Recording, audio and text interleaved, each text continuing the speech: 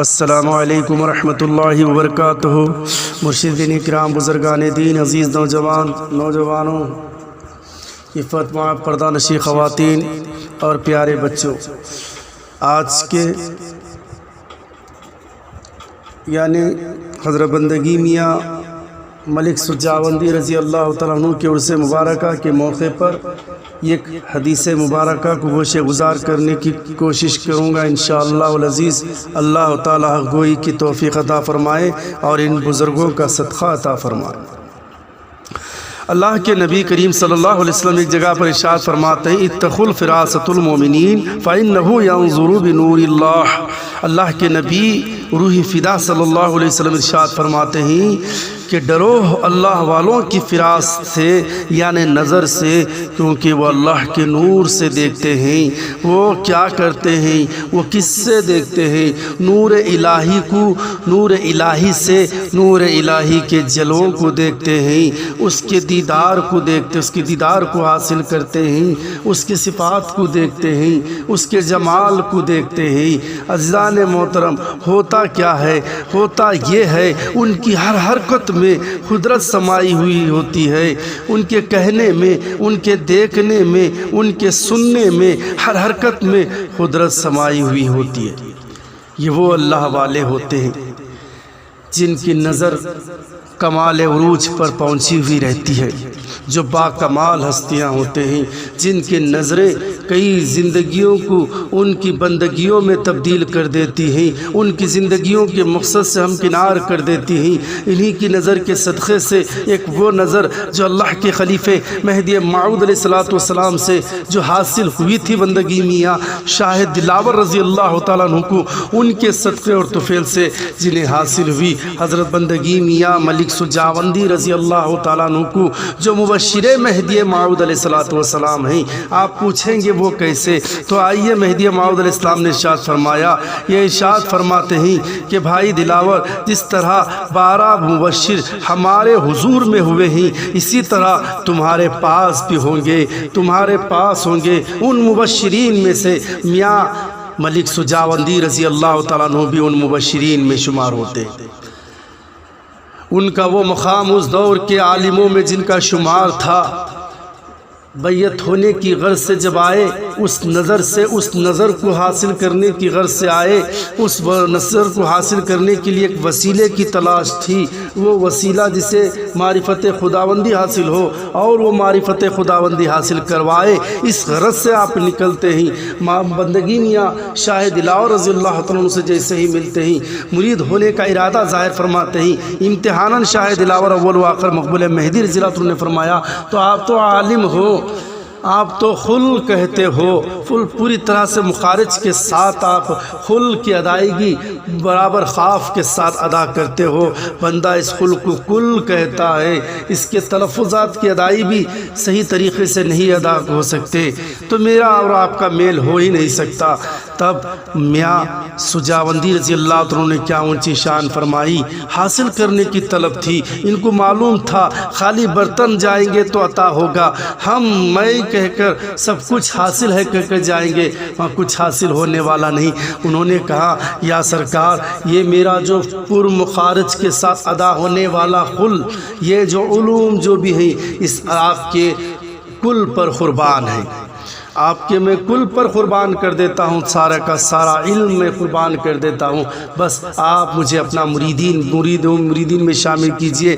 تو حضرت مہدی شاہ دلاور رضی اللہ عنہ نے آپ کو مرید بناتے ہیں۔ آپ کو بتانا مقصود یہ تھا کہ سب کچھ اگر حاصل کرنا ہوتا ہے، علم اپنی جگہ پر ہے، مگر ایک وسیلہ بھی ہونا ضروری ہے جو خدا تک پہنچاتا ہو، جسے خدا کی معرفت حاصل کرواتا ہو، خدا کا قرب حاصل کرواتا ہو، جو خدا تک ملانے والا ہو۔ علم کے ساتھ عرفانیت کا ہونا ضروری ہے۔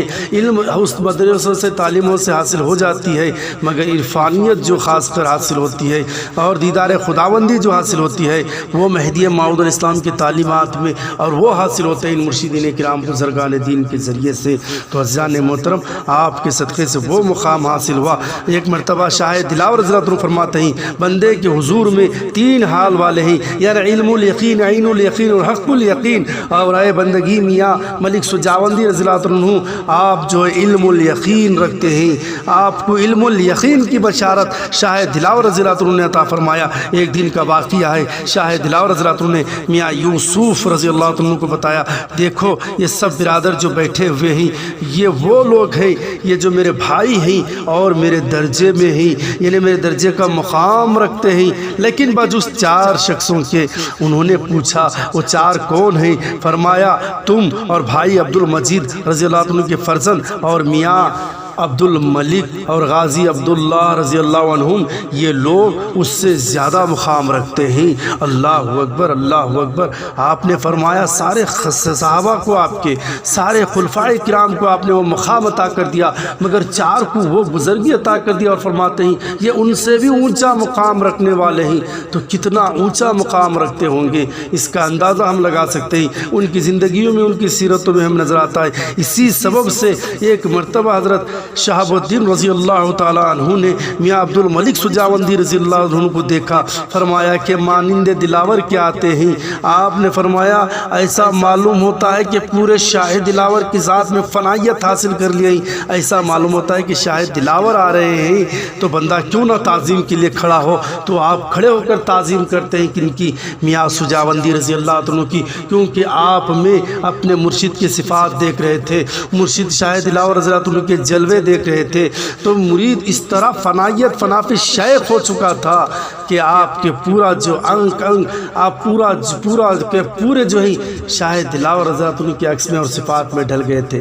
یاد رکھیے جب تک فنافی شیخ نہیں ہوں گے، فنافی رسول نہیں ہوں گے، فنافی رسول ہی فنافی مہدی ہے عزیزان محترم، اور جب تک یہ فنائیت کا مقام حاصل نہیں کریں گے تو فنافی اللہ ہو نہیں سکتے۔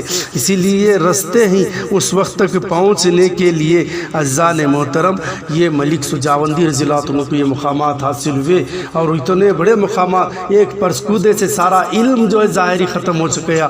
جب بات علم عطا کرنے کی، جواب دینے کی آئی تو پھر پرسکودہ عنایت فرمایا شاہ دلاور رضی اللہ عنہ سے، جن کے ذریعے سے آپ کو وہ تمام علم ظاہری کے ساتھ علم ربانی بھی حاصل ہو گیا، علم معرفت بھی آپ کو حاصل ہو گیا۔ اسی لیے رسالہ رد جو مہدویت کے خلاف لکھی ہوئی کتاب کے لیے آپ نے سراج الابصار کی شکل میں کتاب جواباً لکھی، بہت سارے کتابیں آپ نے لکھی ہیں عزیزان محترم، وہ سارے کے سارے کتابیں مہدی موعود علیہ السلام کے ثبوت میں آپ نے دی ہے۔ تو عزیزان محترم یہ کمال جو حاصل ہوا، یہ مقام و مرتبہ جو حاصل ہوا، یہ جو کن سے حاصل ہوا؟ شاہ دلاور رضی اللہ عنہ کے صدقے سے حاصل ہوا۔ اور آپ کو کس سے؟ مہدی موعود علیہ السلام کے ذریعے سے ان تمام بزرگان دین کو حاصل ہوا۔ تو یہ وہ لوگ ہیں، ان کی وہ نظر ہے جن کے تعلق سے اللہ کے نبی صلی اللہ علیہ وسلم نے فرمایا کہ ان مومنوں کی نظر سے بچو، کیونکہ وہ اللہ کے نور سے دیکھتے ہیں۔ جب یہ نور سے دیکھتے ہیں تو نور جہاں نوازتا ہے، ہر ایک کو جو عروج پر لاتا ہے، جو جس نیت سے آتا ہے اسے وہ مقصد تک ہم کنار کرتے ہیں۔ تو عزیزان محترم اس مبارکہ کے موقع پر حضرت کے صدقے اور توسط سے دعا کریں کہ اللہ تعالیٰ نے انہیں وہ نظر عطا کر دیا ہے۔ جب یہ نظر جب حاصل ہو جاتی ہے تو کیا ہوتا ہے عزیزان محترم معلوم ہے؟ میں تو ختم ہو جاتا ہے، ہر ایک میں تمیز ختم ہو جاتی ہے۔ تمیز وہاں ہوتی ہے جہاں نفس ہوتا ہے، نفسانیت ہوتی ہے، جہاں انانیت ہوتی ہے، جہاں خودی ہوتی ہے، جہاں خودی ختم ہو جاتی ہے، جو فنا فی اللہ ہو جاتے ہیں، جو فنائیت کے مقام پر پہنچ جاتے ہیں، ان کے نظر میں، ان کی بات میں کمال آ جاتا ہے، اور وہ کمال اس مقام پر پہنچ جاتے ہیں وہاں میں اور تو، میرا اور تیرا کوئی چیز نہیں، سب اللہ کا، سب میں اللہ کو وہ دیکھتے ہیں، ہر ذرے میں اس کے جلووں کو دیکھتے ہیں، ہر ذرے میں اس کا دیدار اور صفات کو دیکھتے ہی۔ تو یہ وہ بزرگان دین ہی اللہ تعالی حضرت کے صدقے اور توسط سے ہمیں بھی صحیح علم، صحیح معرفت عطا فرمائے، اور حق پر ثابت قدم رہنے کی توفیق عطا فرمائے، اور ثبوت دینا، یہ گواہی دینا، یہ جواباً دینا، یہ بزرگان اللہ کی سب سے پہلے سنت ہے، پھر بزرگان دین کی سنت ہے، کیونکہ ظالموں کی ظلم پر خاموشی اختیار کرنا بھی ظالموں میں شمار ہوا کرتا ہے۔ اسی لیے حق گوئی کی رکھنا، حق گوئی کی کوشش کرنا، یہ ایمانیت میں سے اللہ تعالیٰ حضرت کے صدقے سے عطا فرمائے، آمین ثم آمین، وآخر دعوانا الحمدللہ رب العالمین۔